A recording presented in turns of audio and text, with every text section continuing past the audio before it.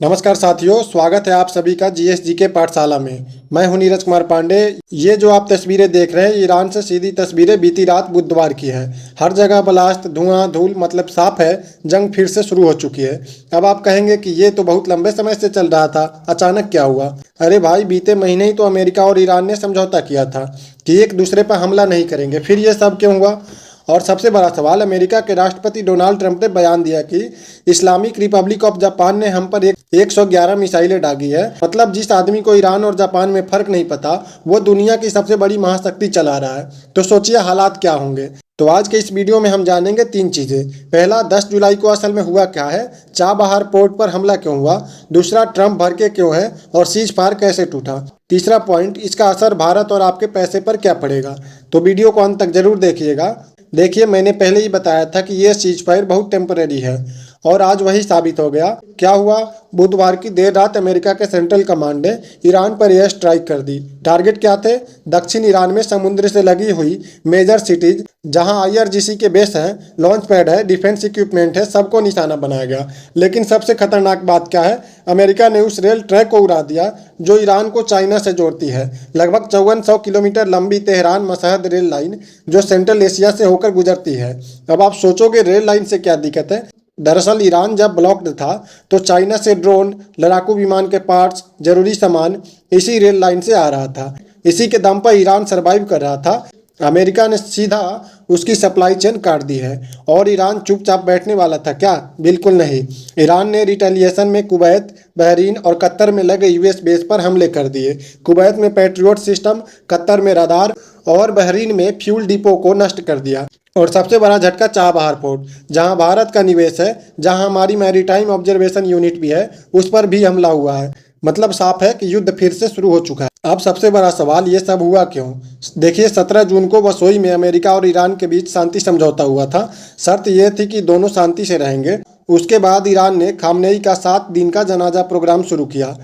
लेकिन इसी बीच में 2 चीज़ें हुई। पहली, ईरान ने 6, 7 और 8 जुलाई की शाम को स्ट्रेट ऑफ हॉर्मुज से गुजरते हुए 3 तेल के जहाज़ों पर हमला कर दिया। ईरान का कहना है कि अगर हमारे बताए रास्ते से नहीं जाओगे, परमिशन नहीं लोगे, तो हमला करेंगे। अमेरिका ने 7 दिन पहले ही कतर में ईरान को समझाया था कि ऐसा मत करना, लेकिन ईरान ने बात नहीं मानी। दूसरी, खामनेई का जनाजा इराक से ईरान पहुंचा। लाखों लोग सड़क पर थे और नारा लगा रहे थे, death to America, death to Israel. Trump की फोटो पर जूते मार रहे थे। ट्रंप ये देखकर भड़क गए और बोले, मैंने 7 दिन की मोहलत दी थी, ये लोग जनाजा बना रहे हैं या जंग की तैयारी कर रहे हैं? और तुर्की में नाटो की बैठक के बाद ट्रंप ने सीधा ऐलान कर दिया। जब पत्रकारों ने पूछा कि सीज फायर का क्या हुआ, तो ट्रंप बोले, it is a very interesting question to me. I think people, they are violent people, we make deal, they break deal. मतलब हिंदी में समझ लीजिए तो ये बहुत दिलचस्प सवाल है। लोग बहुत हिंसक होते हैं, हम डील करते हैं, वो तोड़ देते हैं। बस समझिए कि सीज फायर खत्म हो गया। अब यहीं पर इजराइल का रोल भी देख लेते हैं कि इजराइल इस पूरे समझौते से खफा था, क्योंकि जंग इजराइल ने शुरू की थी। खामनेई को निशाना बनाया, टॉप लीडर्स को मारा, लेकिन एंड में लगा कि अमेरिका ईरान के सामने झुक गया। इजराइल लगातार लेबनान पर हमला कर रहा था, अमेरिका उसको रोक रहा था। और तुर्की में जब ट्रंप गए तो इजराइल को लगा कि अमेरिका अब तुर्की के साथ चला गया। तो क्या हुआ? इजराइल ने अमेरिका पर दबाव बनाया और ट्रंप ने 24 घंटे में फैसला ले लिया। ट्रंप ने सबसे पहले ईरान पर से हटे हुए तेल के प्रतिबंध वापस लगा दिए। फिर बोले, अगर उन्होंने एक हमला किया तो हम 20 गुना तेज हमला करेंगे। और फिर युद्ध शुरू हो गया। ध्यान से सुनिए, यह सबसे जरूरी पॉइंट है। अप्रैल में ही रिपोर्ट्स आई थी कि अमेरिका 18 से 25 साल के लड़कों के लिए मिलिट्री ड्राफ्ट का ऑटोमेटिक रजिस्ट्रेशन शुरू करेगा। क्यों? क्योंकि ईरान को सिर्फ बम से नहीं हराया जा सकता। ईरान अफगानिस्तान नहीं है। 9 करोड़ आबादी, पहाड़, सुरंग, अंडरग्राउंड बंकर। अगर अमेरिका को तेहरान तक जाना है तो हजारों सैनिकों को जमीन पर उतारना पड़ेगा। और अभी एआई रोबोट इतने एडवांस नहीं हुए हैं कि बिना इंसान के जंग जीती जाए। इसलिए पेंटागन अभी से तैयारी कर रहा है। साल के अंत तक, मुझे लगता है साल के अंत तक या उससे पहले, यूएस ईरान के बीच एक डिसाइसिव वार हो सकती है, जिसमें यूएस सोल्जर शायद ईरान में जमीनी स्तर पर उतरे। मान लीजिए अमेरिका ने ईरान में ग्राउंड ऑपरेशन शुरू कर दिया, हजारों सैनिक उतार दिए तेहरान तक पहुंचने के लिए। तो क्या आपको लगता है रूस और चीन बैठ के तमाशा देखेगा? मैं सीधा बोलता हूं, बिल्कुल नहीं देखेंगे। क्यों नहीं देखेंगे? इसके पीछे 3 बहुत बड़ी वजह है। पहली वजह, रूस की जंग यूक्रेन में चल रही है और उस जंग के लिए रूस को ड्रोन, मिसाइल, गोला बारूद ईरान से ही मिल रहा है। और अगर ईरान कमज़ोर पड़ गया तो रूस की कमर टूट जाएगी।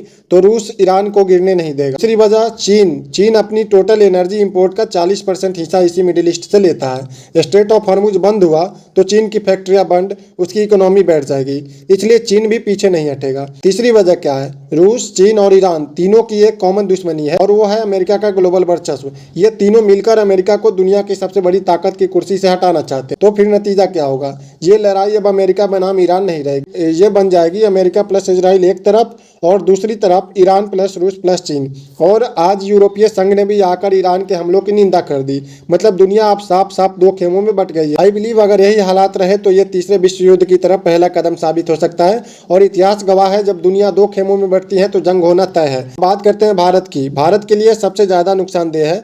क्यों? क्योंकि चाबहार पोर्ट पर हमला सीधा भारत को मैसेज है।